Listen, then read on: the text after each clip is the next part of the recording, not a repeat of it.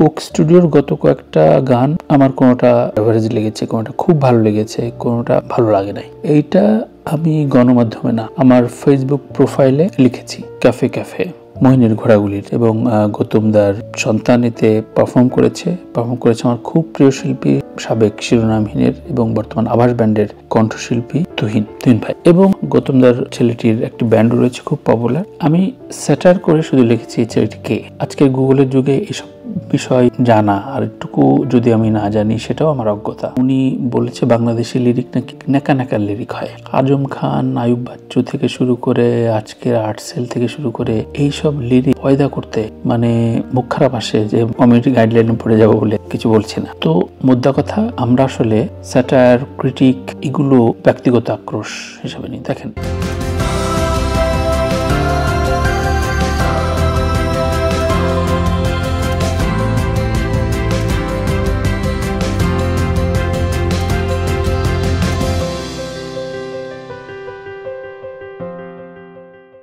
খানিকটা বিরক্তি এবং প্রচন্ড মন খারাপ নিয়ে এই সাদাসিধে কথা আজকের আলোচনাটা করতে হচ্ছে, কারণ আমরা মূলত প্রচুর তৈলমর্দন পছন্দ করি। আপনার সামনে কেউ বসে শুধু আলোচনা করবে, আলোচনা মানে শুধু আপনার প্রশংসা করে যাবে, এবং সেটাতে আপনি, আমরা প্রচন্ডভাবে প্রীত থাকবো। আমরা যে খুব প্রশংসা করি তাও না, চুপ থাকি, কিছু বলি না। আবার দেখবেন যদি ক্রিটিক করা হয় তাহলে তেড়ে আসবে, নানান রকম বিষোদ্গার করতে থাকবে, মানে তুই ক্রিটিক করলি কেন, তুই কি বোঝোস, ইত্যাদি ইত্যাদি। আমি খুব স্পেসিফিক ভাবে আলোচনা আসি। কোক স্টুডিওর গত কয়েকটা গান আমার কোনোটা এভারেজ লেগেছে, কোনোটা খুব ভালো লেগেছে, কোনোটা ভালো লাগে নাই। এইটা আমি গণমাধ্যমে না, আমার ফেসবুক প্রোফাইলে লিখেছি। ক্যাফে ক্যাফে মোহিনীর ঘোড়াগুলির এবং গৌতম দার সন্তান এতে পারফর্ম করেছে আমার খুব প্রিয় শিল্পী, সাবেক শিরোনামহীনের এবং বর্তমান আভাস ব্যান্ডের কণ্ঠশিল্পী তুহিন ভাই, এবং গৌতম দার ছেলেটির একটি ব্যান্ড রয়েছে খুব পপুলার। আমি স্যাটার করে শুধু লিখেছি এই ছেলেটি কে। আজকের গুগলের যুগে এসব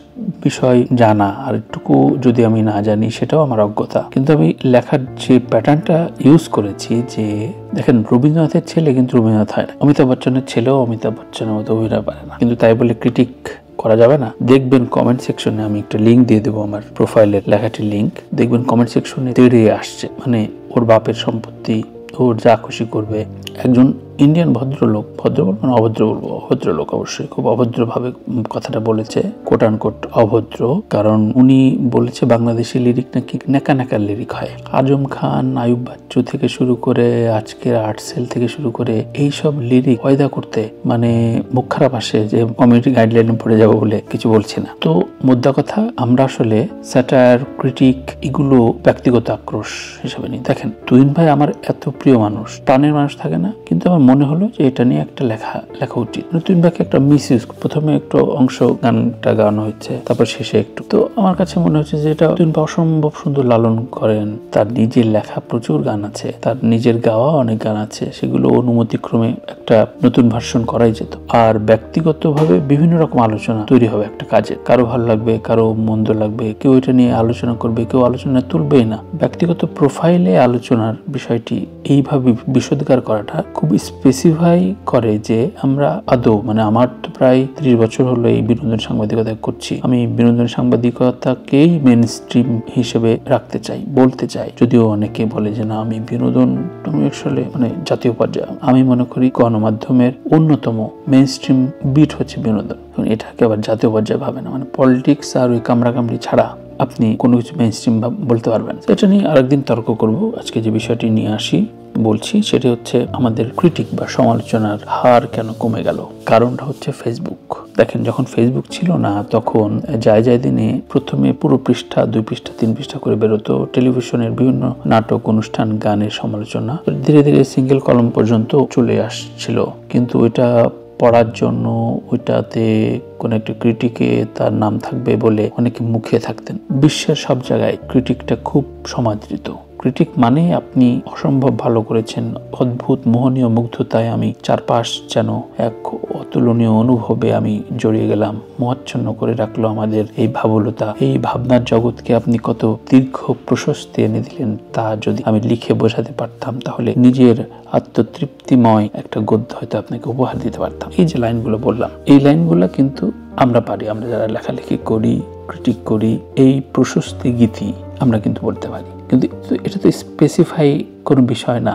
আমি আমার ব্যক্তিগত একটা উদাহরণ দিয়ে বলি। এটা আমি একটা টেলিভিশন ইন্টারভিউতে বলেছিলাম।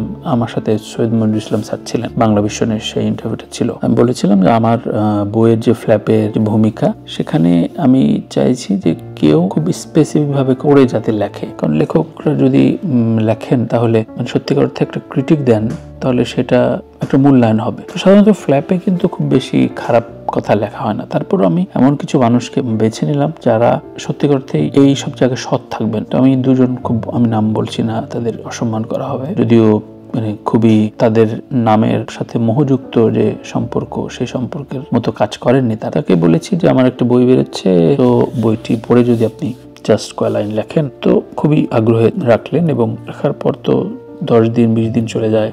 আমার প্রকাশককে দিতে হবে, কভার আগে ছাপতে হবে, খুবই টেনশনে পড়ে যায়। আমি রিকোয়েস্ট করি একটু যদি সময় করে পড়তেন। তো প্রায় শেষ পর্যায়ে যখন আসলো, তখন তাকে বললাম যে আমার বইটা তো ছাপতে হবে এখন, প্লিজ একটু যদি আমাকে একটু। তো তখন বললো, তানভীর তুমি তো জানো এই ফ্ল্যাপ কিভাবে লেখে, তো তুমি তোমার মতো করে একটা লিখে দাও, আমি পড়ে একটা সিগনেচার দিয়ে দেবো। আমি এত হতাশ হইলাম, মানে আমি তো চেয়েছিলাম উনি পড়ুক, পড়ে অন্তত বলুক যে এটা হয়েছে বা এইভাবে আমি দিচ্ছি, দেখো। উনি যদি গালিও দিতেন সেটাও আমার জন্য অমূল্য ছিল। তিনি বললেন যে আমারটা আমি লিখে দেবো। তো আমি বললাম ঠিক আছে, আমি তাহলে দেখি, কোনোভাবে কাটে পড়লাম। তারপরে আমি সৈয়দ মঞ্জুর ইসলাম স্যারকে দিলাম। মঞ্জুর ইসলাম স্যার খুব সুন্দর করে আমার কোনটা একটু সময় দেওয়া উচিত, কোনটা একটু ঘষা মাজা করা উচিত, কোন জায়গাটা আমি খুব ভালো করি, ভালো লিখি, কোন সাবজেক্টে, এই সব নিয়ে খুব সুন্দর একটা বর্ণনা দিলেন। এবং পরবর্তীতে আমার 3 কি 4টা বইতে কিন্তু সৈয়দ মঞ্জুর ইসলাম স্যার লিখেছে। দেখেন, আমাদের অভ্যাসটা এমন একটা পর্যায়ে চলে গেছে যে ওই বরেণ্য লেখকও ভাবছে যে তার নবীশ একজন, আমি তার কলিগ ছিলাম একটা পত্রিকায়, নবীশ একজন কলিগ যদি মন খারাপ করে বা সময় যেহেতু নাই, আমি একটা বলে দিই যে ওর মতো করে লিখুক, প্রশংসাযুক্ত, আমি তো আমার ক্রিটিক করব না, আমি লিখবো যে অদ্ভুত অসাধারণ এক লেখক লেখা লিখেছে, তাই না, যেহেতু তার নামে যাবে। আমাদের এই মনোবৃত্তি আসলে যাবে না এই কারণে এটা আমাদের জাতীয় পর্যায়ে, জাতীয় যে রাজনীতি থেকে ব্যবসা, সবাই সুপিরিয়র একটা জগতে থাকি। আমি মনে করি যে আমি আই এম দ্য বেস্ট, যেমন শাহরুখ খানের পলিসি, ওটা হচ্ছে আত্মবিশ্বাসের পলিসি। আর আমরা মনে করি আমি সেরা, এবং আমার সম্পর্কে কোনো রকম কথা বললে সে খারাপ, তার মতো নিকৃষ্ট হইতে পারে না। তো আমি জাস্ট কদিন আগে লিখলাম যে তোমার মতো হলেই আমি পৃথিবীর শ্রেষ্ঠ, আর না হলে নিকৃষ্ট। আমাদের সমাজে বটম লাইন কিন্তু এটা। এখন কি রাজনীতি বলেন, কি আমাদের শিক্ষা, ব্যবসা, চিকিৎসা, সাংবাদিকতা, সৃজনশীলতা, ফিল্ম, সমস্ত জায়গায় ওই একটা জায়গায়, এত সুপারহিট জায়গায় বসে আমরা কাজ করি যে আমরা একটা গোলক ধাঁধায় পড়ে যাই, কারণ ও তো ভাবছে ও শ্রেষ্ঠ। তো এইটা মুশকিল। কোক স্টুডিওর এই গানটা নিয়ে আমি যতগুলো মন্তব্য পেলাম, মনে হলো যে সাদা কথা, এটা নিয়ে কথা বলা উচিত, আমার বলে রাখাটা দরকার। তার মানে মানুষ প্রচুর পরিমাণে অ্যাপ্রিসিয়েট করেছে, যাদের ভালো লাগেনি সত্যিকার অর্থে। কিন্তু দেখলাম শিল্পী সম্প্রদায় কিছু, যে আপনি গৌতম দার ছেলেকে চেনেন না, এইভাবে বলে ফেললেন।